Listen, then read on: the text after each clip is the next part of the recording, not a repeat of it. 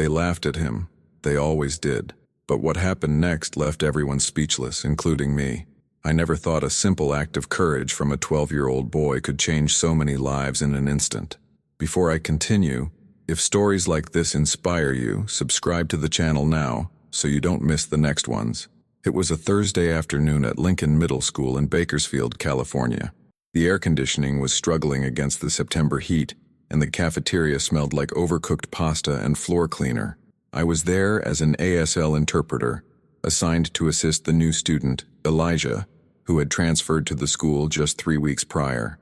While most kids were laughing, trading snacks, and shouting across tables, Elijah sat quietly at the end of a long table, his eyes darting around as he tried to make sense of the chaotic symphony of movement that most kids navigate effortlessly.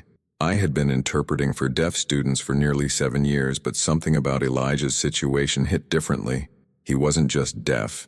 He was new, shy, and visibly uncomfortable in his skin.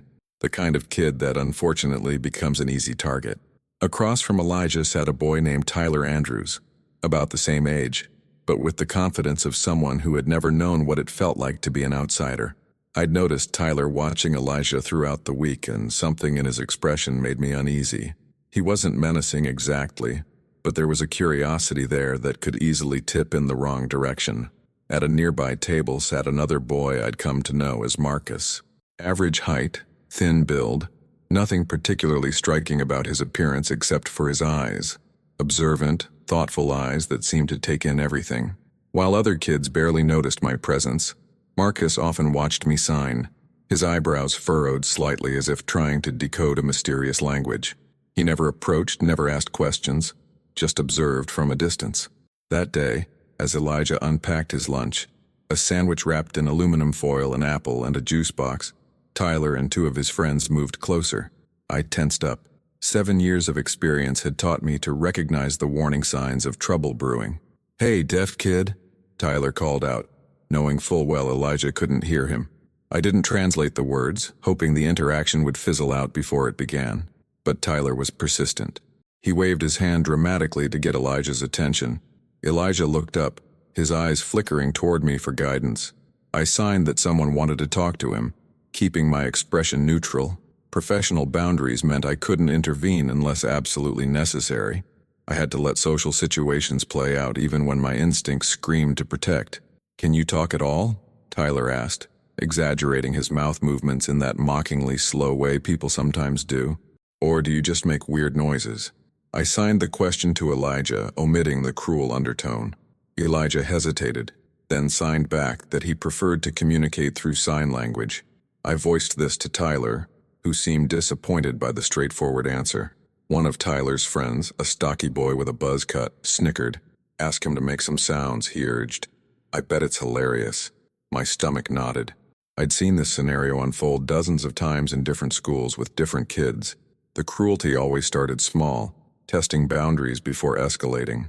I signed to Elijah that the boys were asking if he could vocalize, again sanitizing the actual request. Elijah shook his head and looked down at his lunch. I could see his shoulders tensing, his fingers gripping the sandwich wrapper a little tighter. He signed quickly, almost privately, "I want to eat alone." Before I could translate, Tyler reached across and grabbed Elijah's juice box. "Hey, if you want this back, you have to make some noises for us, like a whale or something." His friends laughed, and a few kids at nearby tables started to pay attention to the unfolding drama. I was just about to break protocol and intervene when I noticed movement from the corner of my eye. Marcus had stood up from his table and was walking toward us, his lunch tray still in hand. He wasn't looking at Tyler or his friends. His eyes were fixed on Elijah, who was staring helplessly at his stolen juice box. "Give it back," Marcus said, his voice quiet but surprisingly steady. Tyler turned, seeming more amused than threatened. "Mind your own business, Marcus. We're just having fun with the new kid." He dangled the juice box teasingly. "He's not the new kid. His name is Elijah," Marcus replied, still in that same measured tone. "And he can't hear you being a jerk, but everyone else can." The cafeteria had grown quieter now, with more students tuning into the confrontation. Tyler's face flushed slightly, but he doubled down. "What are you, his bodyguard? Or are you learning to talk with your hands so you can be his boyfriend?" He made exaggerated signing motions, flailing his hands in a cruel parody. I flinched, not just at the homophobic undertone, but at the mockery of the language that was Elijah's lifeline to the world. What happened next caught everyone off guard. Marcus set his tray down on the table with deliberate calm. Then, to my absolute astonishment, he began to sign. Not random movements, but actual coherent American Sign Language. "Hello," he signed to Elijah.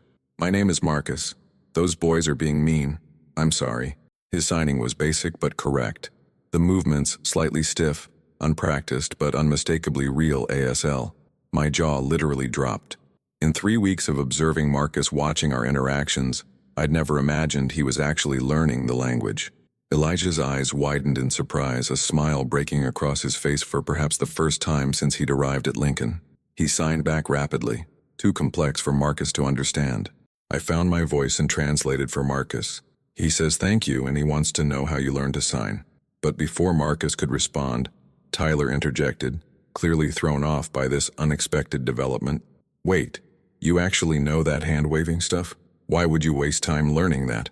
Marcus turned to face Tyler directly.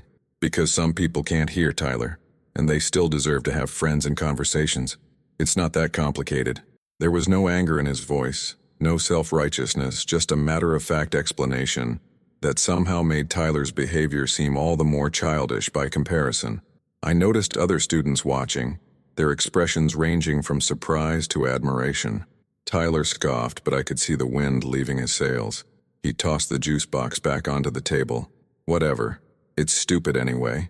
But his words lacked conviction, and when his friends didn't immediately back him up with laughter, he seemed suddenly unsure of himself. Marcus sat down next to Elijah and picked up his own lunch.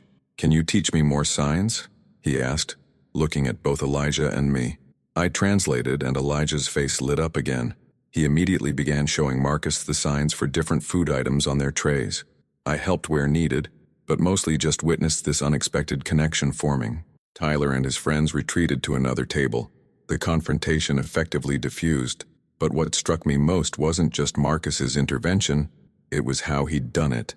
No dramatic showdown, no escalation, just quiet dignity and an alternative path forward. After lunch, as the students filed out toward their next classes, I approached Marcus in the hallway. "That was really something," I told him. "How long have you been learning sign language?" He shrugged, seemingly embarrassed by the attention. "Since Elijah started here. I found some videos online." He paused, then added, "My cousin is deaf. We don't see her much, but whenever we visit, she's always alone while everyone else talks. It doesn't seem fair. So you just decided to learn ASL on your own?" "Just the basics," he said. "I practice at home with YouTube tutorials." I wasn't going to say anything until I got better at it, but he trailed off, glancing in the direction Tyler had gone. "What you did in there," I said, choosing my words carefully, "that changed something. You know that, right?" Marcus looked down at his sneakers. "I just didn't want him to feel alone. As an interpreter, I'm trained to be a neutral conduit, to facilitate communication without becoming part of the story." But standing there in that school hallway, I felt something shift inside me. In 7 years, I'd witnessed countless acts of cruelty directed at the students I served, and while teachers and staff would intervene, I'd rarely seen peers stand up the way Marcus had. Not with angry confrontation, but with genuine inclusion. "Would you like me to help you learn more?" I offered, surprising myself. "I could give you some resources, maybe show you some signs during lunch breaks." His face brightened. "Really? That would be awesome." That afternoon, I saw Marcus and Elijah walking together after school. They weren't signing much. Marcus's vocabulary was still limited, but there was a comfort between them, a connection that transcended the need for perfect communication. I watched from my car as they navigated the crowded sidewalk, Elijah pointing out signs on storefronts and Marcus attentively learning each one. If this story has touched you so far, leave a like and subscribe to the channel, because there are other real and emotional stories that you can't miss. The following week, something unexpected happened. I arrived at the school to find not just Marcus sitting with Elijah at lunch, but 3 other students as well. As I approached, I realized with astonishment that they were all attempting to sign. Awkward, imperfect signing, punctuated by laughter and corrections from Elijah, but signing nonetheless. "What's all this?" I asked Marcus as I set my bag down. "ASL Club," he said with a shrug as if it were the most natural thing in the world. Unofficial so far, but Ms. Patel said if we keep it up, she might sponsor us as a real school club next semester. Ms. Patel was the science teacher. I hadn't pegged her as someone with interest in ASL. She knows sign language? No, Marcus said, but she said she'd learn with us. She thought it was a good idea. I looked around the table at these kids fumbling through fingerspelling, their faces concentrated and earnest. Among them was a girl I recognized as one of the most popular in the 8th grade. When she successfully signed her first complete sentence to Elijah, the pride on her face was undeniable. The informal club grew over the following weeks. 10 students, then 15. They created a group chat where they shared ASL videos and practiced together. Elijah, once isolated, was now at the center of something. The expert, the teacher, the one with knowledge everyone else wanted. Tyler and his friends kept their distance initially, watching this unexpected development with confusion. But adolescent social dynamics are fluid, constantly shifting. By October, curiosity had gotten the better of one of Tyler's friends, who sheepishly approached the table and asked if he could join. "Everyone's welcome," Marcus had said simply. "Right, Elijah?" Elijah nodded, his generosity outweighing any lingering resentment. The school's reaction was mixed at first. Some teachers embraced the spontaneous interest in ASL, even incorporating basic signs into their classrooms. Others were more hesitant, concerned that the trend would fizzle out as quickly as it had appeared, leaving Elijah vulnerable again. But Ms. Patel was a fierce advocate. "These kids initiated this themselves," I overheard her telling the principal. "Do you know how rare that is? They're not doing it for extra credit or because an adult told them to. They genuinely want to connect with their classmate." By November, the unofficial ASL club had a regular meeting time after school on Thursdays. I volunteered to stay and help. Technically off the clock, but unable to resist being part of something so organic and positive. The principal, seeing the enthusiasm, allocated a small budget for ASL resources for the library. One afternoon, as we were wrapping up a club session, I noticed Tyler hovering by the classroom door. He'd been watching us on and off for weeks but had never approached. Marcus noticed him too and without hesitation waved him in. "We're learning how to describe people," Marcus said. "Physical characteristics, personality traits. Want to join?" Tyler hesitated, clearly uncomfortable. "I don't know any signs," he muttered. "Neither did I 2 months ago," Marcus replied. "That's kind of the point of the club." There was a tense moment where I thought Tyler might leave, but then Elijah waved directly at him. A simple, welcoming gesture that somehow cut through the awkwardness. Tyler stepped into the room and took an empty seat at the edge of the group. He didn't say much that first day, just watched and mimicked when everyone practiced together. But he came back the next week, and the week after that. Slowly, the history between them didn't disappear, but it transformed into something different. Not quite friendship yet, but not animosity either. By December, something remarkable was happening at Lincoln Middle School. Signs began appearing throughout the building. Not just formal ASL, but a mixture of established signs and ones the students had created themselves. A kind of localized sign language that spread from Elijah's initial group to the wider school community. Teachers reported that students were signing across the cafeteria instead of shouting. Some incorporated signs into their presentations. The basketball coach learned signs for different plays so Elijah could join the team if he wanted to. The school's winter concert featured a song performed by the choir in ASL, with Elijah on stage guiding them through the movements. What had started as one boy's quiet stand against bullying had somehow catalyzed a mini-cultural shift within the school. It wasn't perfect. There were still kids who mocked the signing, still moments of isolation for Elijah, but the overall trajectory was undeniable. For me, it was a profound professional experience. In my years as an interpreter, I'd always seen my role as facilitating communication while remaining emotionally detached. But watching this organic movement take shape around Elijah and Marcus challenged that boundary. I found myself invested in their story, proud of their accomplishments in a way that went beyond professional satisfaction. One day in mid-December, I was interpreting for Elijah during a social studies presentation when the classroom door opened, and the principal entered with a visitor, a well-dressed woman from the school district. They stood at the back, observing the class, but I could feel their focus on me and Elijah. After class, the principal introduced me to the visitor. This is Dr. Hernandez from the district office. She's heard about our spontaneous ASL program and wanted to see it firsthand. Dr. Hernandez shook my hand. I understand you've been somewhat involved in this grassroots initiative. I explained my limited role, careful to emphasize that the students themselves were the driving force. Dr. Hernandez listened attentively, then shared what had brought her to Lincoln. The district has been considering a more comprehensive approach to ASL education, she explained. Most of our schools have interpreters like yourself, but actually integrating ASL into the broader curriculum hasn't been prioritized. What's happening here suggests there might be more interest than we anticipated. By the end of that meeting, Dr. Hernandez had proposed a pilot program, optional ASL classes as a foreign language elective, starting at Lincoln the following semester, and potentially expanding to other schools if successful. They would need instructors, curriculum development, resources, and would I be interested in taking on a more formal educational role? The offer was unexpected, a potential career shift I hadn't contemplated.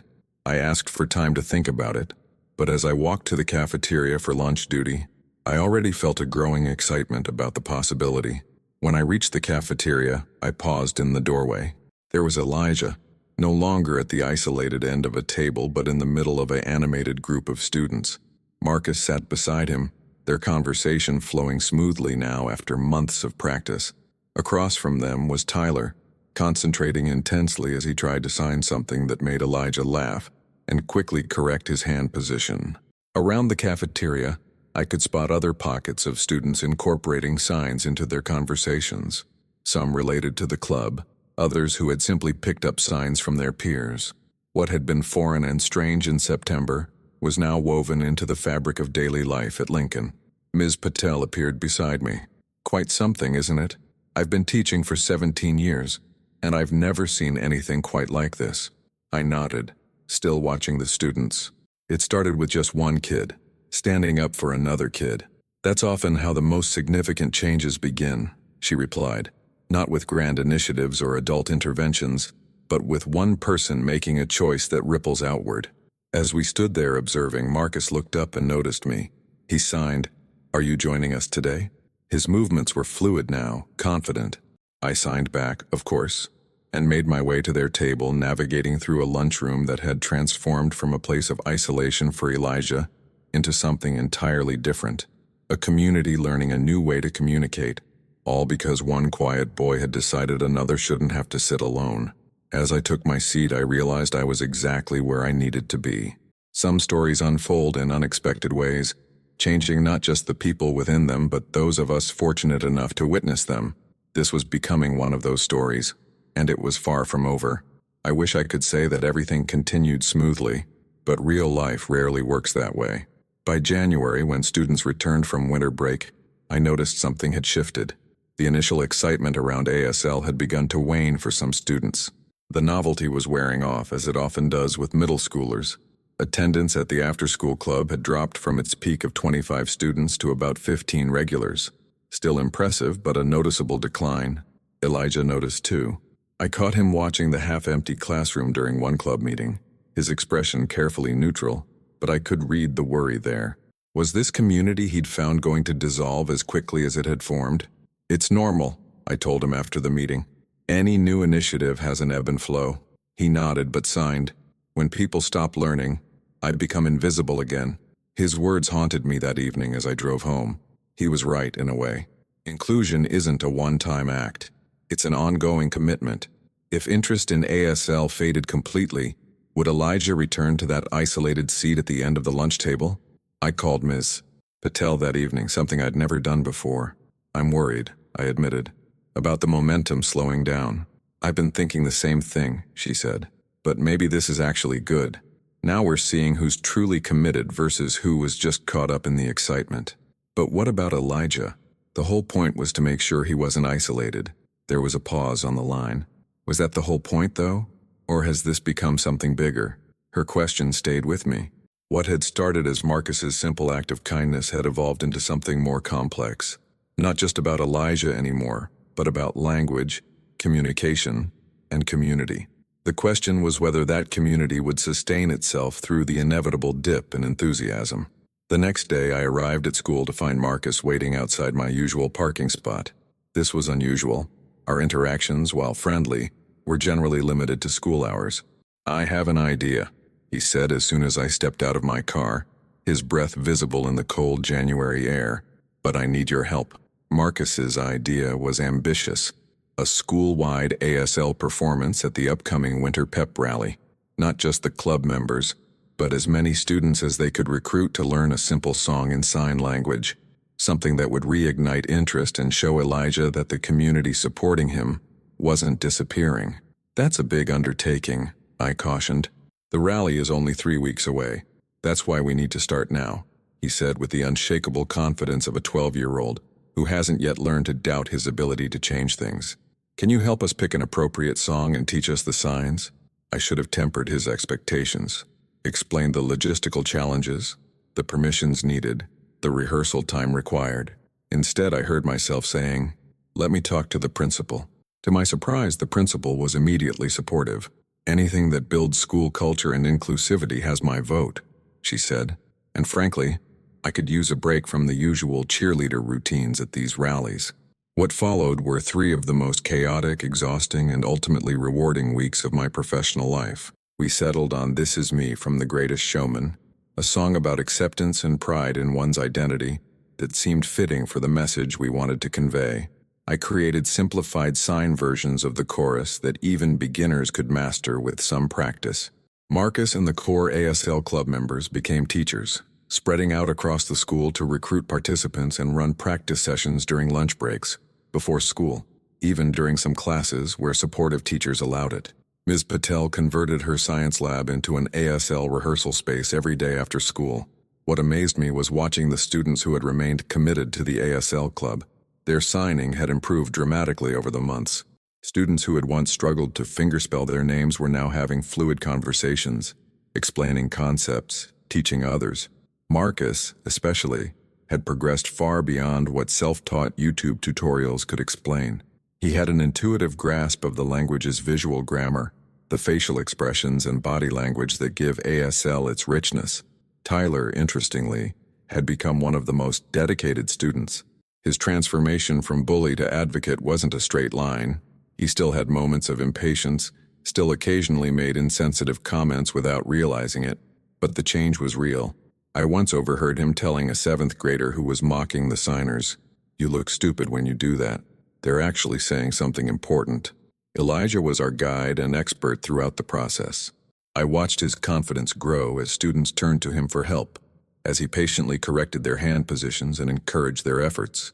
The boy who had once hunched over his lunch tray, trying to be invisible, was now standing straight, making eye contact, his hands moving with authority as he directed 40 students through a synchronized chorus. The day before the rally, we held a final rehearsal in the gym. Over 60 students had committed to participating, far more than I had dared to hope for. They arranged themselves in a semicircle, with Elijah and Marcus at the center. I stood back, no longer needed as the primary instructor, and watched as they ran through the song 3 times. It wasn't perfect. Some students were still hesitant, their movements stiff. There were missed cues and forgotten signs. But when they reached the chorus, "This is me," and their hands moved in unison, something powerful rippled through the group. I wasn't the only one who felt it. I saw Ms. Patel discreetly wipe a tear from the corner of her eye. After the rehearsal, as students gathered their belongings and headed home, the principal approached me. "Dr. Hernandez called today," she said. "The district has officially approved the ASL pilot program for next fall. They want you to help develop the curriculum over the summer." I felt a rush of conflicting emotions, pride, excitement, and a twinge of anxiety about taking on such a significant responsibility. "That's wonderful news," I said, "but I'm not a certified teacher." "They're willing to work with you to get the necessary credentials," she explained. "They see the value in having someone with your interpreter experience leading this initiative." As we discussed the details, I noticed Elijah and Marcus still in the gym, practicing a particularly complex sequence of signs. Elijah was laughing as Marcus exaggerated a movement, their communication effortless now after months of practice. Watching them, I realized how far we'd all come from that tense moment in the cafeteria in September. The day of the rally arrived with the nervous energy that accompanies any school performance. The gymnasium was packed, the bleachers filled with students who had no idea what was about to happen. Our performers gathered in a side hallway, many of them visibly anxious. "What if I forget the signs?" a sixth-grade girl worried, practicing the chorus movements repeatedly. "Just follow Elijah and Marcus," I assured her. "They won't let you get lost." The rally proceeded with the usual announcements, sports team recognition, and cheerleader routines. Then the principal took the microphone. "Now for something a little different," she announced. "Over the past few months, many of you have noticed an interesting development at our school: students learning American Sign Language. What started with a single student has grown into something that makes Lincoln Middle School special. Today, some of your classmates want to share that with all of you." The gym fell quiet as our group filed in, positioning themselves in their rehearsed formation. Elijah and Marcus stood front and center, their faces serious with concentration. The music began, and for a brief, terrifying moment, no one moved. Then Marcus's hands lifted, beginning the first verse, and the others followed. What happened next was beyond anything I could have anticipated. As they reached the chorus, the signs flowing in beautiful synchronicity, something shifted in the audience. Students in the bleachers who had learned some signs through the club or from friends began to join in, their hands rising to mirror the chorus movements. It spread like a wave, first a few students, then entire sections of the bleachers, until nearly half the student body was signing along. I stood at the side of the gym, my professional composure completely abandoned as tears streamed down my face. This wasn't just a performance, it was a declaration. These students weren't just learning signs, they were embracing a new way of seeing communication, of seeing each other. When the song ended, the gym erupted in applause, both the traditional clapping and the silent applause of ASL, hands waving in the air. Elijah stood at the center, his face alight with joy as he saw hundreds of hands waving for him. With him, Marcus stood beside him, and I watched as Elijah turned and pulled his friend into a tight hug. The principal had to wait nearly a full minute for the noise to die down before she could dismiss the assembly. As students began filing out, I made my way through the crowd toward Elijah and Marcus. Before I could reach them, I was intercepted by Dr. Hernandez, who had apparently come to witness the performance. "Extraordinary," she said, her professional demeanor barely containing her excitement. "When the principal told me what you all were planning, I had to see it for myself. I never expected this." She gestured to the students still signing to each other as they exited the gym. "Neither did I admitted. "It's taken on a life of its own. This is exactly why we need this program district-wide," she said. "Not just for deaf students, but for everyone. The benefits of a visual language, the cognitive advantages, the inclusivity, it's all here in microcosm." We discussed next steps for the pilot program, but my attention was divided. Across the gym, I could see Elijah surrounded by students, some congratulating him with signs they knew, others relying on universal gestures of approval and admiration. He was signing rapidly, his usual reserve replaced with animated excitement. After Dr. Hernandez left, I finally made my way to Marcus, who was helping gather the Bluetooth speakers we'd used for the music. "That was incredible," I told him. "You should be proud." He shrugged, that same humility still intact despite all that had happened. "It wasn't just me." "No," I agreed, "but it started with you, with one decision to learn some signs and sit with someone who was alone." He seemed embarrassed by the praise, quickly changing the subject. "So what happens now, with the district program and everything?" "A lot of planning, curriculum development. We'll offer ASL as an elective next year, hopefully expand from there." "Cool," he said. Then after a pause, "Do you think, would it be possible for some students to help? With teaching or whatever?" I looked at him, this ordinary 12-year-old boy who had catalyzed such an extraordinary movement, and realized he was already thinking about sustainability, about how to ensure this wasn't just a passing phase but something that would last. "I think that would be essential," I told him. "In fact, I can't imagine doing it without you all." Later that afternoon, as the school day ended, I found myself once again watching Elijah and Marcus walk out together. They were joined now by a small group of friends, some from the original ASL club, some newer additions. Their hands moved constantly as they talked, a blend of ASL and improvised signs that had become their own unique form of communication. A familiar voice spoke beside me. Pretty amazing, right? It was Tyler, hanging back from the group slightly. It is, I agreed, studying him curiously. You've become quite good at signing, you know. He looked down, scuffing his sneaker against the floor. It's kind of addictive once you get started, like learning a secret code or something. He paused, then added, plus, I don't know. It feels good to be able to talk to Elijah directly, without needing you to translate. I nodded, understanding exactly what he meant.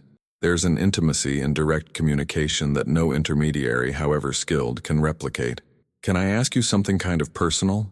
Tyler continued, catching me off guard. You can ask. I might not answer. Fair, he said with a half smile. I just wondered, that day when I was being a jerk to Elijah in the cafeteria, and Marcus stepped in, what did you think was going to happen? Like, did you think I was going to beat them up or something? The question surprised me. I considered my answer carefully, not wanting to shame him but not wanting to minimize what had happened either. I wasn't worried about physical violence, I said finally, but I've seen enough situations like that to know how damaging they can be in other ways. Exclusion, humiliation, they leave scars too. He nodded slowly. Yeah, I get that now. He looked toward where his friends were waiting by the exit. Anyway, I just wanted to say, I'm glad Marcus did what he did. And I'm glad you stuck around to help us. With that, he jogged off to join the others, leaving me to reflect on the unexpected turns this school year had taken. In my career as an interpreter, I'd always seen myself as a bridge between worlds, necessary but temporary, facilitating connections that would ultimately exist without me. Now I found myself part of something more permanent, more transformative. The following week brought a new development. The local newspaper got wind of our ASL performance and sent a reporter to do a feature on the Lincoln Middle School Sign Language movement, as they called it. The reporter spent a day observing classes, interviewing students and staff, and attending an ASL club meeting. Elijah, with me interpreting, spoke eloquently about what it meant to see his classmates learning his language. Before, I was the one who had to adapt to everyone else's way of communicating, he explained. Now they're meeting me halfway. It makes me feel like I belong here. Marcus, typically modest, tried to deflect attention from his role in starting it all, but other students quickly corrected the record. It was all because of him, they told the reporter. He stood up for Elijah when no one else did, and then he showed us we could learn to communicate in a whole new way. The article ran the following Sunday, complete with photos of the ASL club in action, and quotes from Dr. Hernandez about the district's plans to expand ASL education. By Monday morning, the school was fielding calls from parents at other schools asking if their children could transfer to Lincoln to participate in the program. We've become a victim of our own success, the principal joked during an emergency staff meeting. We need to figure out how to handle all this interest before the district starts busing kids over here. The solution emerged organically. We would host monthly ASL workshops open to students from other schools in the district, led by our ASL club members with support from me and Ms. Patel. The first workshop was scheduled for early February, with expectations of perhaps 20 or 30 attendees from neighboring schools. Over 80 students showed up. We were completely overwhelmed by the turnout. The library where we'd planned to hold the workshop couldn't accommodate everyone, so we hastily relocated to the cafeteria. Elijah, Marcus, and the other club members rose to the occasion, quickly dividing the attendees into smaller groups based on prior knowledge, most had none, and assigning each group a student leader. I moved from group to group, offering guidance and corrections where needed, but mostly I just watched in awe as our students taught their peers. They had developed their own teaching methods, their own ways of explaining concepts, their own analogies that resonated with other kids in a way my more formal approach sometimes didn't. By the end of the 2-hour workshop, every attendee had learned to introduce themselves, ask basic questions, and sign a simplified version of the school motto, learn, grow, belong. As they practiced together, the cafeteria buzzed with the unique energy of silent communication, hands moving, faces expressive, bodies engaged in a language that was visual, spatial, and utterly captivating to these newcomers. As the workshop wound down, a girl from Westridge Middle School approached Elijah and signed a slightly wobbly but recognizable, "Thank you for teaching us." The pride on his face as he signed back, "You're welcome, come again," was something I'll never forget. After the workshop, as we were cleaning up, Dr. Hernandez pulled me aside. "I've been in education for 23 years, she said, and I've never seen anything quite like this. Student-led, grassroots, crossing school boundaries. It's extraordinary." "It is," I agreed, watching as Marcus showed a younger student one final sign before they left. "The district superintendent wants to meet with you and the principal next week," she continued. "There's interest in documenting this approach, possibly replicating it elsewhere, and of course discussing your role in the expanded program." The meeting she mentioned turned out to be a turning point in my career. The superintendent, impressed by what he'd heard about Lincoln's ASL program, proposed not just expanding ASL classes district-wide, but creating a new position, District ASL Program Coordinator. The role would involve overseeing curriculum development, training teachers, and building a comprehensive K-12 ASL pathway for students. And he wanted me to fill it. "I'm not a certified teacher," I reminded them, echoing my earlier concerns. "I'm an interpreter, which gives you exactly the expertise we need," the superintendent countered. "You understand both the language itself and the cultural bridge it represents. We can work with the state on certification requirements, possibly even create a new classification for this role." It was a stunning offer, an opportunity to transform what had begun as Marcus's simple act of kindness into systemic change that could impact thousands of students. But it also meant a significant shift in my professional identity, moving from interpreter to educator and administrator. "Can I take some time to think about it?" I asked. "Of course," the superintendent said. "But don't take too long. We'd like to announce this initiative before spring break if possible." As I drove back to Lincoln after the meeting, my mind raced with possibilities. The prospect was both exhilarating and terrifying. I had never seen myself as someone who would shape educational policy or design curriculum. My role had always been more defined, more contained. I facilitated communication for deaf students, helping them navigate an educational system designed for hearing people.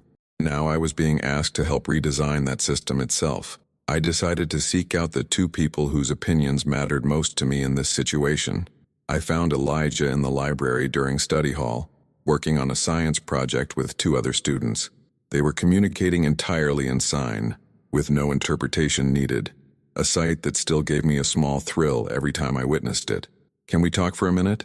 I asked, signing and speaking simultaneously out of habit. Elijah nodded and excused himself from his group. We sat at an empty table in the corner of the library. "The district has offered me a new position," I explained, outlining the role and what it would mean. "I'd be working across multiple schools, developing ASL programs throughout the district." "So you wouldn't be my interpreter anymore?" he asked, his expression carefully neutral. "No," I admitted. "They would assign someone else for your day-to-day interpretation needs." He was quiet for a moment, his fingers tapping thoughtfully on the table. Then he signed. "You should take it." "You think so? You could help more students like me," he said, "and more hearing students like Marcus who want to learn. That's bigger than just helping me." I was touched by his generosity, his ability to see beyond his own immediate needs to the larger impact. "Besides," he added with a sly smile, "I don't need an interpreter as much now. Half the school is learning to sign." He was exaggerating, of course, but there was truth to it. The communication landscape at Lincoln had shifted dramatically in a matter of months. Later that day, I sought out Marcus during lunch period. He was sitting with his usual group, including Elijah, Tyler, and several other ASL club members. Their conversation flowed seamlessly between spoken English and sign, adapting moment by moment depending on who was speaking and what was being discussed. I asked if I could borrow Marcus for a few minutes. "Everything okay?" he asked as we stepped into the hallway. I explained the district's offer and my dilemma. Unlike Elijah, Marcus didn't immediately tell me to take the job. "Would you still be involved with our club?" he asked. "I couldn't be here every day," I said honestly, "but I'd make sure to stay connected, maybe attend meetings when I can, and whatever we build at the district level will support what you've all started here." He considered this, his eyes thoughtful in that way that had first caught my attention months ago. When I started learning sign language for Elijah, I just wanted him to have someone to talk to, he said finally. "I never thought it would turn into all this." He gestured vaguely, encompassing the school around us. That's how change often happens, I said. One small action that ripples outward. He nodded. I think you should do it. Help it ripple even further. With both Elijah and Marcus supporting the move, I felt a growing certainty about my decision. The next day I called the superintendent and accepted the position, with one condition, that Lincoln's ASL club members would have input into the district-wide program development, serving as student advisors to ensure their grassroots approach wasn't lost in the institutionalization process. As February turned to March, preparations for the transition began. The district hired a new interpreter to take over my duties with Elijah starting after spring break. I began splitting my time between my regular responsibilities and meetings with district administrators, curriculum specialists, and representatives from the state's deaf education program. Throughout this transition, I watched the ASL movement at Lincoln continue to evolve. What had begun as a reaction to bullying had matured into something more sustainable, more integrated into the fabric of school life. Signs appeared alongside text on bulletin boards and school announcements. Teachers incorporated basic ASL into their classrooms. The drama club decided to perform their spring play simultaneously in spoken English and ASL, with students taking turns interpreting for each other. One afternoon in late March, I was gathering my things to leave for a district meeting when I noticed Elijah lingering by my desk. Most students had already left for the day, but he often stayed late for ASL club meetings or basketball practice. Yes, he'd joined the team after the coach learned enough signs to include him. Everything okay? I signed, noticing his hesitant expression. He nodded, then signed, Can I show you something? Curious, I followed him to the computer lab. He sat at a terminal and pulled up a video on YouTube. I leaned in to watch as he pressed play. It was footage from our winter pep rally performance, the ASL rendition of This Is Me that had so moved the school community. Someone had recorded it on their phone, uploaded it with the title Middle School Signs for Deaf Student, and it had somehow accumulated over 50,000 views. But it wasn't just the view count that was surprising, it was the comment section. Scrolling down, I saw message after message from deaf and hard-of-hearing individuals across the country, expressing their emotions at seeing an entire school embrace sign language. I cried watching this. Wish my school had done this when I was growing up isolated. This is what inclusion really looks like. Not just accommodation, but celebration. Who's cutting onions in here? That deaf kid's face when he sees everyone signing with him. I turned to Elijah, who was watching me read the comments. How did you find this? I asked. A deaf student from California emailed me, he signed, his movements animated with excitement. She saw the video and looked up our school online. She said her hearing classmates saw it too and now they want to learn ASL. The video had gone viral within certain communities. Not mainstream viral with millions of views, but spreading through deaf schools, ASL programs, and educational circles across the country. As I scrolled through more comments, I saw teachers and interpreters asking how the program had started, parents wondering how they could initiate something similar at their children's schools. Have you shown this to Marcus? I asked. Elijah nodded. He doesn't understand why it's such a big deal. He says anyone would have done what he did. I smiled, not surprised by Marcus's reaction. But that's just it. Not anyone would have done it. That's why this resonates with so many people. After Elijah left, I sat in the empty computer lab, watching the video again, seeing it from this new perspective, not just as a participant but as one of thousands of viewers discovering this moment. I was struck by how powerful it appeared. The synchronized signing, the joy on students' faces, the visible emotional impact on the audience. It captured something raw and authentic about human connection that transcended the specific context. I forwarded the link to Dr. Hernandez with a brief note. This is why what we're doing matters. Her response came within minutes. Already seen it. So have board members and the superintendent. This is more persuasive than any proposal we could write. By the time spring break arrived in early April, the district had finalized the details of my new position. I would begin officially after the break, splitting my time between program development at the district level and ongoing support at Lincoln to ensure a smooth transition. The new interpreter assigned to Elijah was excellent, more experienced than me in many ways, but I still felt a pang at the thought of no longer being part of his daily school experience. The Friday before break, the ASL club threw me a surprise party. They decorated Ms. Patel's classroom with hand-shaped cutouts on which they'd written messages in both English and ASL fingerspelling. There was cake, punch, and a card signed by all the members with a note that read, "You're not leaving us, you're taking us with you to every school in the district." What moved me most was seeing Tyler step forward with a gift, a professional nameplate for my new district office that included my name in both English and ASL fingerspelling. "We all chipped in," he explained. "Wanted you to have something to remember us by." "As if I could forget," I said, genuinely touched. Elijah was quieter than usual during the party. As students began dispersing, I found him sitting alone by the window. I pulled up a chair beside him. "You've been my interpreter since 7th grade, he signed. "It's weird to think about having someone new." "Ms. Rivera is excellent," I assured him. "She has 10 years of experience." "It's not about skill," he replied. "It's about, you were there, from the beginning, when things were bad, and then when they got better. You're part of the story." I felt a lump in my throat. "I still will be, just in a different way." He nodded, then surprised me by asking, "Do you think what happened here is normal? Could it happen anywhere?" The question gave me pause. Was Lincoln Middle School unique, or had we simply been fortunate enough to have the right people, Marcus, Elijah, Ms. Patel, supportive administrators, in the right place at the right time? "I think the potential exists everywhere," I signed carefully. "But it takes catalysts, people willing to take that first step without knowing where it will lead." He seemed satisfied with this answer. After a moment he signed, "Marcus doesn't know it, but he changed my life." "I think he does know, actually," I replied. "He just doesn't make a big deal of it, that's who he is." Elijah smiled. "Yeah, that's why it worked, because he didn't do it to be a hero." Spring break came and went. When school resumed, I began my new routine. 3 days a week at Lincoln, 2 at the district office. The transition was challenging. I missed the daily interactions with students, the immediacy of classroom interpretation, but there was something exhilarating about the broader scope of my new role, the potential to impact not just one deaf student, but potentially hundreds across the district. In my first month as ASL program coordinator, I conducted a district-wide survey to gauge interest in ASL courses. The results were overwhelming.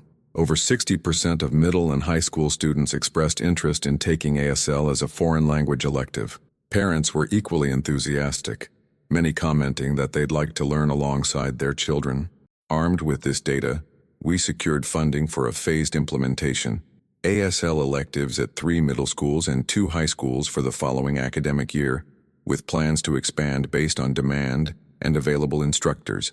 We partnered with a nearby university to create a fast-track certification program for ASL teachers, recognizing that qualified instructors would be our biggest challenge. Through it all, Lincoln remained our model and testing ground. The ASL club members became de facto consultants, reviewing curriculum materials and offering feedback on what would resonate with students their age. Their insights were invaluable. They instinctively understood how to make ASL appealing to their peers in ways that adult educators often missed. As the school year approached its end, I received an unexpected email from a producer at a national morning show. They had seen the viral video of our ASL performance and wanted to feature our story, specifically Marcus and Elijah, in a segment about young people making a difference in their communities. After consulting with the boys' parents and the principal, we agreed. The TV crew arrived in mid-May, turning our ordinary school into a flurry of activity. They interviewed Marcus, Elijah, with me interpreting, Ms. Patel, the principal, and several other students involved in the ASL club. They filmed an ASL club meeting and even convinced the whole group to recreate a portion of their viral performance. Marcus was characteristically modest on camera, deflecting praise and emphasizing the community aspect of what had happened. "It wasn't just me," he insisted. "Everyone here helped make this happen." Elijah, by contrast, had blossomed into a confident speaker. Where once he had been hesitant to draw attention to himself, he now addressed the camera directly, his signs fluid and expressive as I voiced his words. "Before all this started, I felt invisible," he explained. "Not just because I couldn't hear, but because no one tried to enter my world. They expected me to do all the work of connecting. What happened here is that people met me halfway. They valued my language enough to learn it. That's what inclusion really means." The segment aired the following week, 5 minutes that distilled our months-long journey into a heartwarming story of friendship and inclusion. It was well done, if simplified. The complexities, setbacks, and nuances of our experience somewhat flattened into a more linear narrative of triumph over adversity. But watching it in Ms. Patel's classroom with the ASL club gathered around, I found I didn't mind the simplification. Sometimes the messy reality needs to be packaged more neatly to spread a message, and the core truth still shone through. One small act of kindness and inclusion had rippled outward to transform an entire community. After the segment aired, our little movement gained even more attention. Schools from across the country reached out asking for advice on starting their own ASL programs. The district received a substantial grant from a foundation focused on disability inclusion, and Elijah and Marcus were invited to speak at a national education conference about student-led initiatives. As the school year wound down, I found myself reflecting on the journey we'd all taken. From that tense moment in the cafeteria to a district-wide program with national recognition, none of it planned, all of it emerging organically from one boy's decision to learn a few signs for a classmate who was alone. On the last day of school, we held a special ASL club meeting to celebrate the year's achievements and discuss plans for continuing the momentum in the fall. The classroom was packed, not just with regular members but with many students who had been peripherally involved and wanted to be part of this final gathering. Ms. Patel had prepared a slideshow of photos documenting the club's evolution throughout the year, from those early lunchtime sessions with just a handful of students to the winter rally performance, the newspaper article, the TV segment, and all the moments in between. As the images flickered across the screen, I watched students pointing and laughing, reliving memories, their hands automatically signing their comments to each other without conscious thought. Near the end of the meeting, Elijah stood up and asked for everyone's attention. He began signing, and I automatically started to interpret, but he gently shook his head. Looking around the room, I realized why. Nearly everyone present had learned enough ASL over the year to understand him directly. Before I came to Lincoln, I dreaded changing schools. He signed, his movements measured and clear for the benefit of those still learning. At my old school, I had an interpreter but no friends who could talk to me directly. I was always watching conversations happen around me, getting the information but missing the connection. Students nodded, many having heard pieces of this story before but now understanding it more deeply. When I arrived here, I expected more of the same. That first day in the cafeteria, when Tyler and his friends approached, he glanced at Tyler, who had the grace to look embarrassed but also the confidence to meet his gaze directly. I thought, here we go again. Another school where I'm the weird kid, the outsider. He turned toward Marcus. Then you showed up. You didn't just stop them from being mean. You spoke to me in my language, badly at first. This generated laughs around the room. But you tried. You decided I was worth the effort of learning something new. That changed everything for me. The room had fallen completely silent, every student focused on Elijah's signs. Now I'm going to high school in the fall, and I'm not afraid. Because of what happened here, I know that things can change. People can surprise you.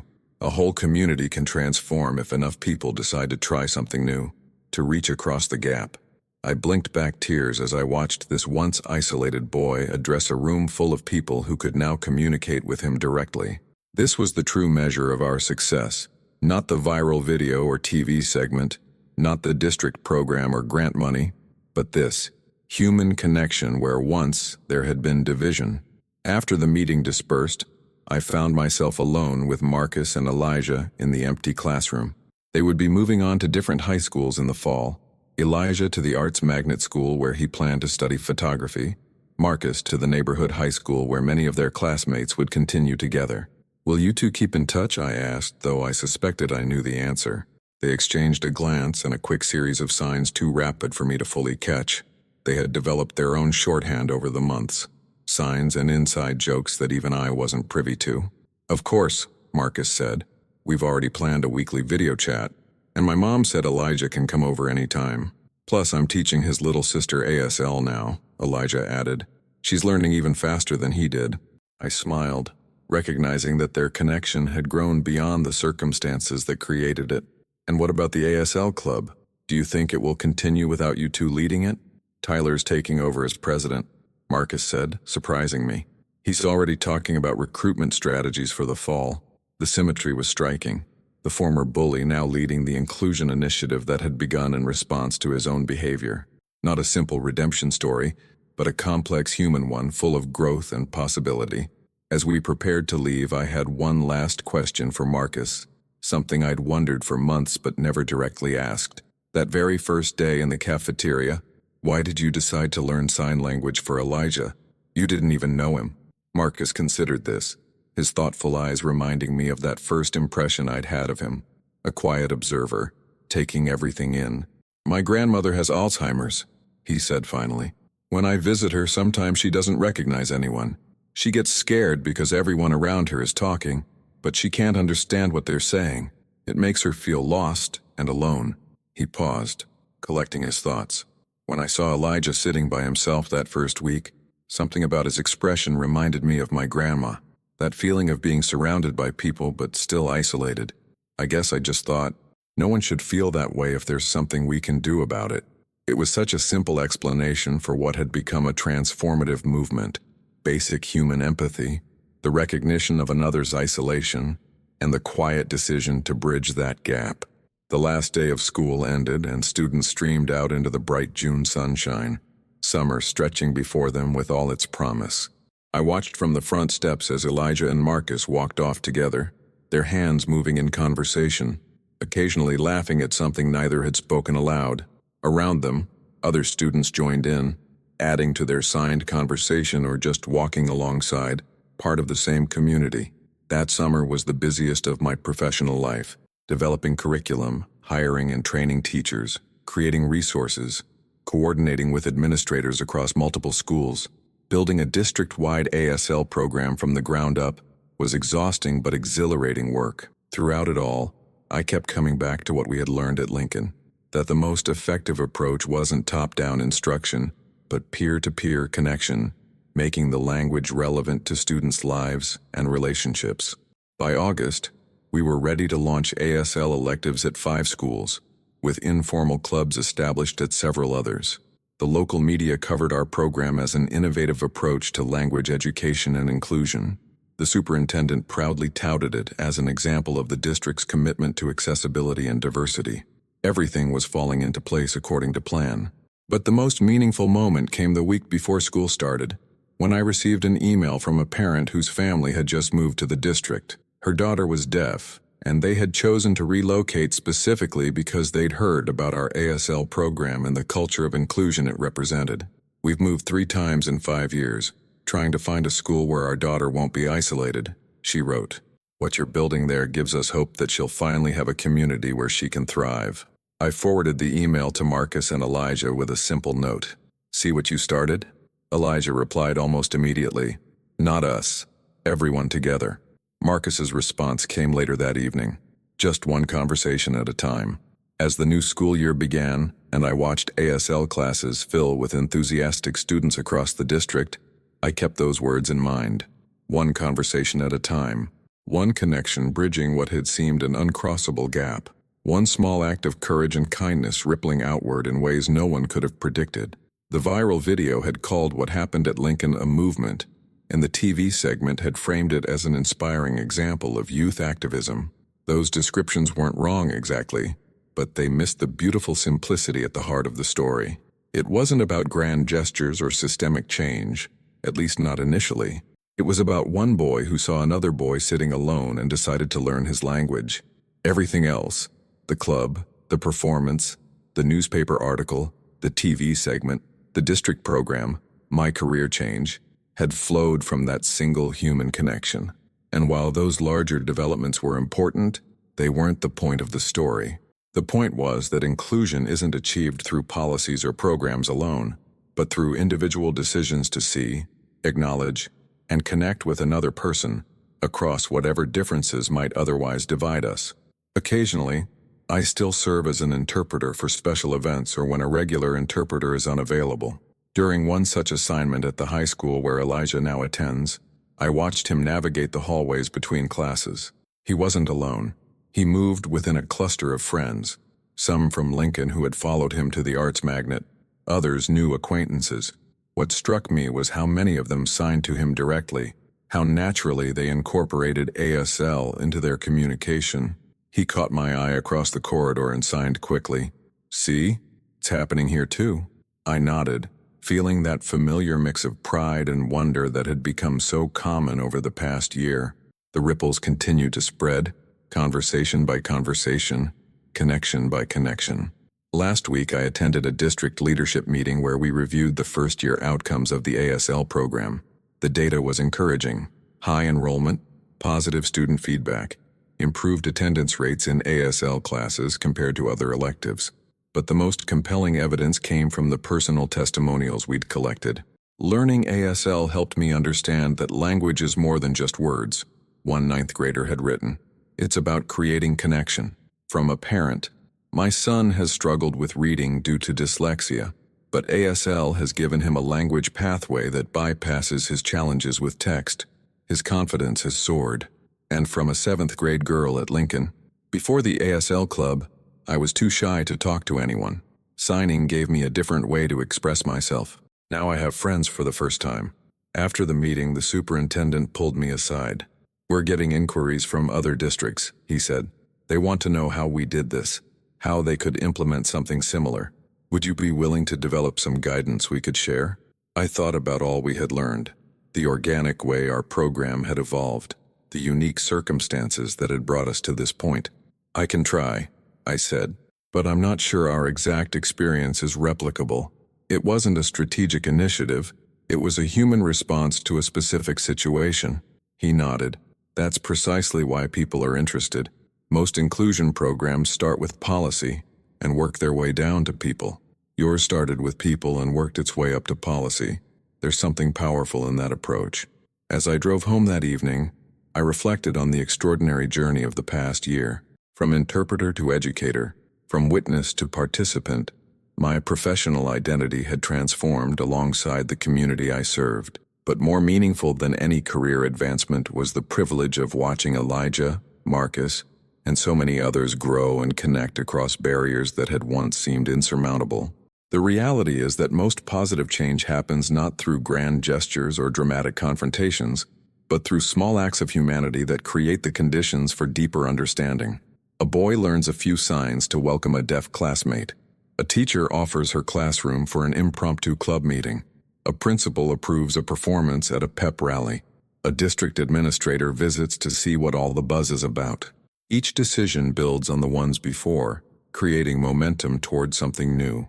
I sometimes wonder what would have happened if Marcus hadn't decided to learn those first few signs. If he hadn't sat down next to Elijah that day in the cafeteria, would another student have eventually reached out? Would a teacher have intervened more directly?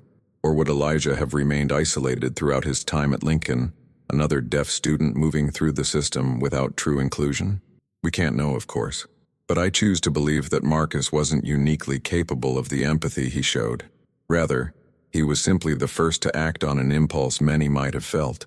His courage made it easier for others to follow, creating permission for a community to become its best self. And that, perhaps, is the most important lesson of this story. Inclusion isn't a program or policy. It's a practice, a daily commitment to seeing and valuing each person in their fullness. It begins with one connection, then another, until what once seemed extraordinary becomes simply the way we are together. If this story touched you, subscribe to the channel and comment below which part moved you the most. And before you go, there's a recommended video next to this one that will give you chills.